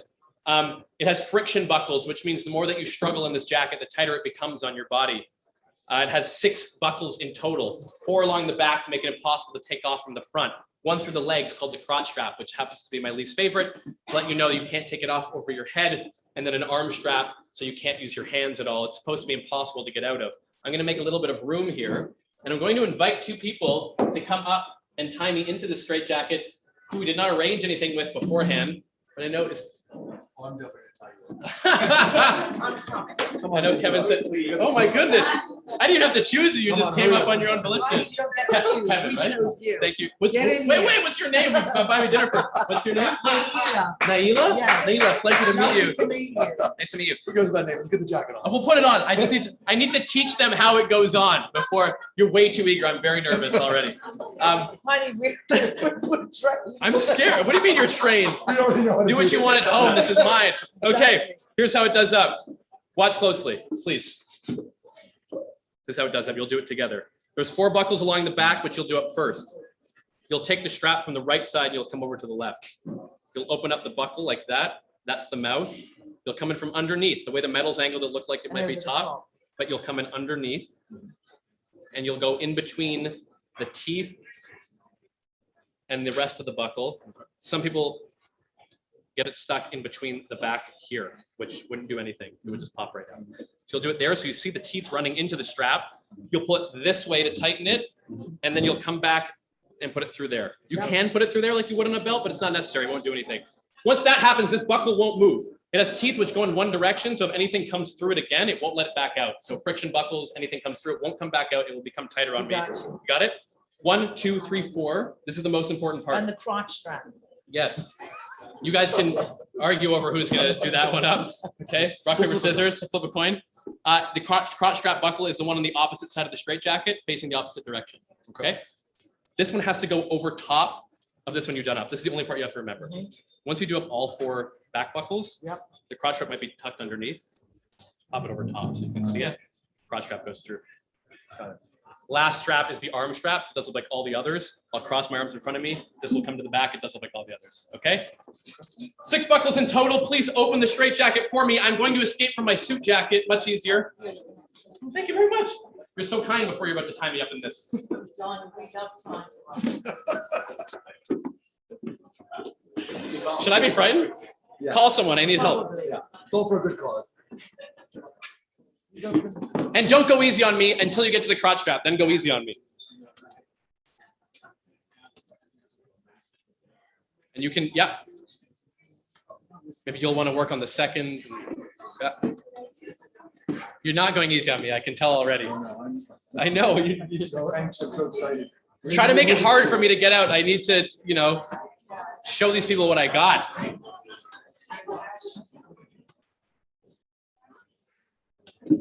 Wow. You've done this before, Kevin. Eh? Yeah. Every night. He's doing it with one hand. I know. That's true. And this Well, that's the crotch strap. We'll get there. Okay. I just don't want you to, you're just too excited. You're jumping in. Is that me on this? Jeez, look at me. My mom would be so proud. Wait, I'll swing it. Are you done the other? Are you done the other ones? Swing it along, love. Is the crotch strap buckle over top Yes, of that? it is. Yep. Who is doing the crotch strap? I just must know. The heel is very good The cross. heel is gonna do it. So Kevin, you'll step over here. Hila, you'll go over there and I'll swing this to you and you'll catch it, okay? So it's like a swinging thing. You'll just jump in there. Oh, yeah, no, you got it. Don't pull it again. Why am I doing Are this? you good? Are you comfortable? I'm comfortable. Just pick a side. I picked a side. Sorry. Good? Yes, it's better. Which way do you hang, darling? I'm not answering that on closed circuit television. Okay. Yep, that's good. It is. It's too good of a job almost. Now the arm. I apologize. No close-up lens on this. That would be great. Okay, here we go. Okay, who wants to? You can come in together and help out. This one you can do really tight. Really go for it.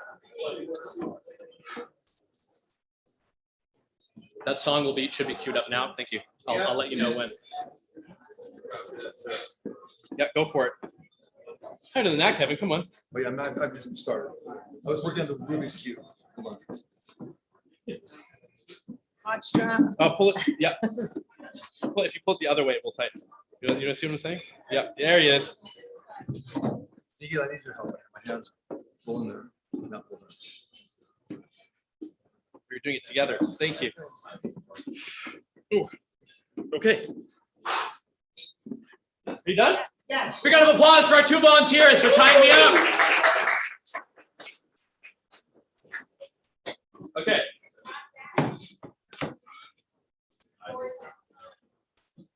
If I could be offered just about 10 seconds of silence while I take stock here mentally. Thank you very much. These for slipping hazard.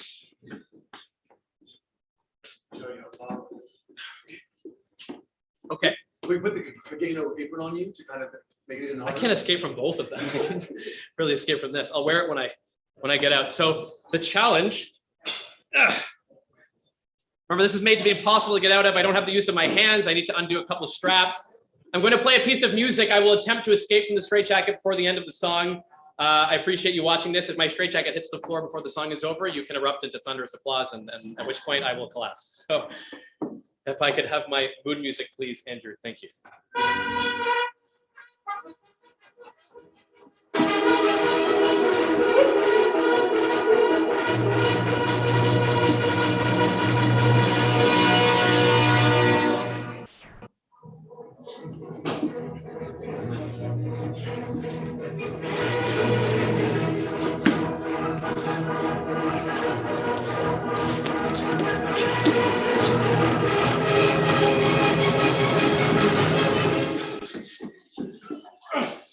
Oh, that's so anticlimactic. What happened? There it is.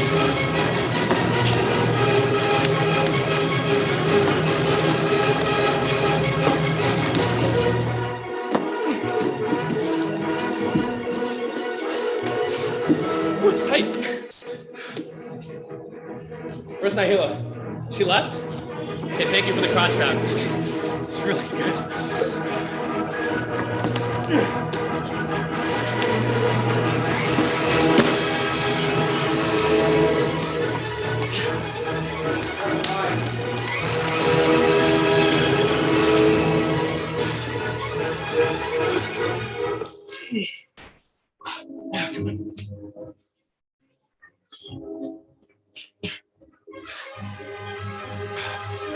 Yeah, talk amongst yourselves.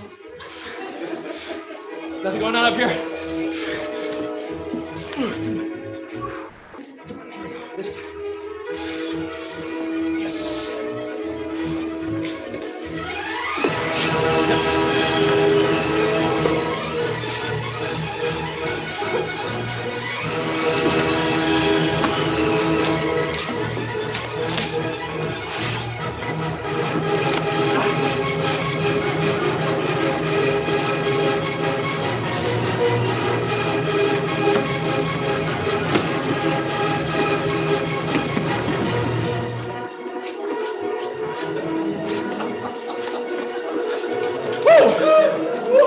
Oh, it's a boy. Music, please, maestro. Just keep the phone on. There you go.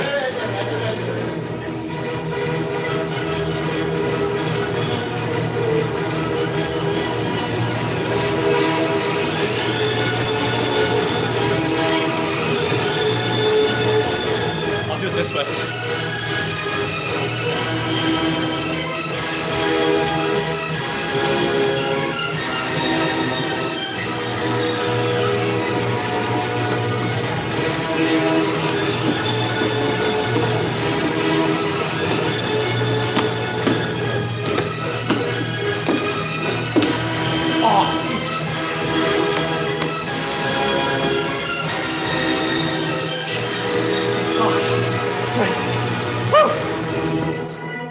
Want to see this come off?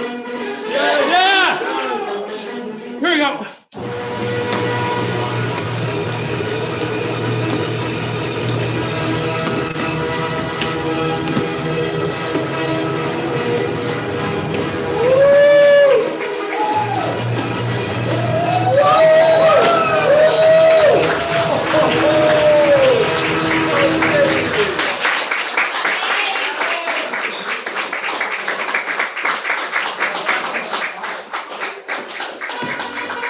No, not again. There's one more thing I'd like to say before I go. Mistakes do happen, but it's actually harder to make something look like a mistake. That was planned from the beginning of the show. 3 of Hearts and Peacock. You will have letters on your table from Divine Spirits, which look like this. There's this little logo at the top. You have it at home also. Should have done this before the straitjackets. There's actually a card and an animal, my favorite animal, coded in this letter. I don't know if you can see it, but I'll help you out. Excuse me.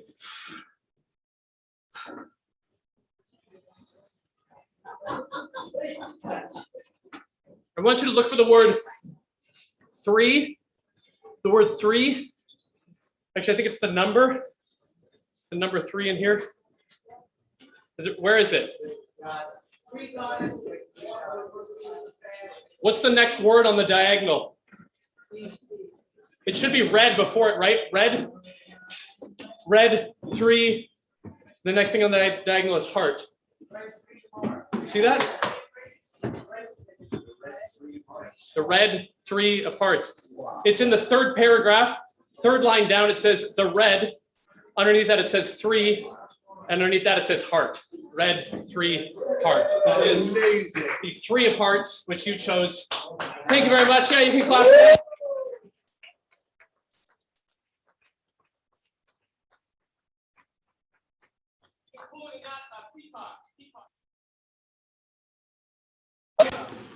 At the 1, 2, 3, 5th paragraph, that starts with protective, and you look at the first letter of each line, P-E-A-C-O-C-K.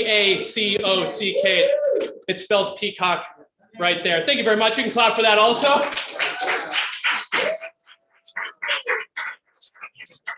And if you don't believe us, if you didn't know that Melissa predicted all that and coded it into the letter, and I did all the work up here to get it out, please go to our Instagram, Divine Spirits NYC, Divine Spirits NYC on our Instagram, and you'll be able to see a photo that we posted of a card before the show started.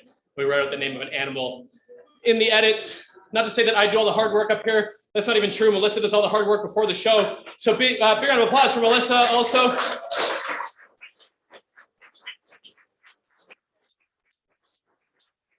Thank you to Frank and Kageno for having us here. Stay safe out there, and thank you. If you like this show, I'm Mark Clearview, and if you hated it, I'm David Blaine. Thank you so much. Wow. Let's give them a round of applause, please. A big round of applause for an incredible magician. Woo!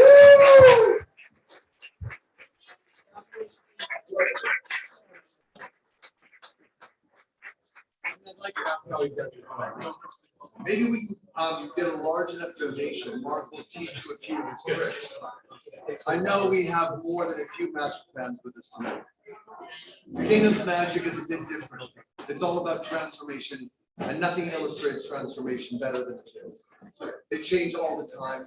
The parents, grandparents, the aunties and uncles here all know, watching them growing its own magic. Kageno brings that magic to the children of the village that may not have the opportunity to flourish and thrive. Now imagine watching them go from malnourished and struggling to the smiling, happy children you see in the pictures from our schools. We do it by providing healthcare and meals from our gardens and with supplies provided by our partner Table for Two. You've seen that magic too in the video we showed tonight. The magic continues in the primary and secondary schools as Kageno and Tables for Two continues to provide meals for all the students across 13 schools. It's a staggering 5,000 meals a day. These young people are now better able to concentrate in school. They are better educated and healthier as they face a world full of challenges. Please take a moment and go consider sponsoring a child in need. As I said, for $450 a year or $40 a month, you will help pay the school fees, the supplies, the medical care for one child for 1 year. If you can't sponsor a child, I'm not going to say consider sponsoring a child. Sponsor a child. Click the link now or hold your camera up to the QR code and make a little magic of your own. Before we leave this lovely little spell we've created tonight, I want to share one more amazing thing Kageno does, which is so magical. Much like a magician can take a penny from a child's ear and then make that into 4 pennies. We pride ourselves in creating much with little. Of every dollar you give tonight, 92 cents goes directly to our programs. That's enormous.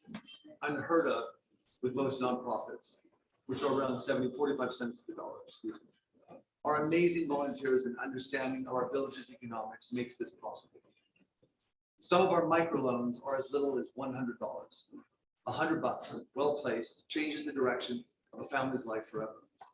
That's beyond magic. That's Kageno. I want to bring up the African market again. If you're looking for a gift, look no further than our Kageno aprons. I have one. You saw me wearing it, and it's such a great, vibrant piece. Every time I put it on, I think of Evelina. She's the little woman who made my apron and earned money to support her family because of my donation. Evelyn is one of the many women who benefit from the opportunities Kageno provides. In 2012, she became a seamstress in one of the groups of local women who sew our school uniforms. And now she's a part of the apron program. She's 43 years old, the mother of 3 boys. All 3 children attended Kageno's nursery school. The last child was born in Kageno, the maternity ward. She used to buy vegetables, but now she has 2 gardens using techniques she learned at Kageno, growing all of her own vegetables. Your donation helps to contribute to her success. Click on the button or scan the QR codes and fill in what you'd like, and we will contact you to arrange billing and shipping. If you do it now, we will be sure to get it to you right away before the holidays. We have a limited number on hand, so get ready and go. We're going to make the aprons and baskets available to you through the holidays. So if you're stuck on a gift, we have you covered. But please, I may be the guy packing your box, so get it done early. Thank you, Frank. Like all things, Kageno, this is totally volunteer staff. I'd also like to ask you for one more favor. Can you help us get our message out into the world? Find us on Facebook or Instagram, like and share our posts and stories, tweet about us, teach us how to use TikTok. I've got my collection. We think we have an incredible story and one that's worth sharing. Can you share Ellie's video with your friends? Maybe you want to send a video from Meryl, Robert De Niro, Maggie Q, or Donna Karen. Thank you for being here. We appreciate you so very much. There's still plenty of time to give and create your own magic. Just don't forget to say it. Abracadabra. Abracadabra. I have one last thing I want to add on tonight. One last thank you. And that is to the generous support of the legal firms, the law firms that have supported Kageno throughout the years. Those are Holland and Knight, Better Price, Shepherd Mullen, and Duane Morris. want to thank everybody for their help and support. It means a great deal to this organization. Thank you, everyone, for coming. Thank you for being here tonight. Thank you for supporting the Kageno, and have a good night.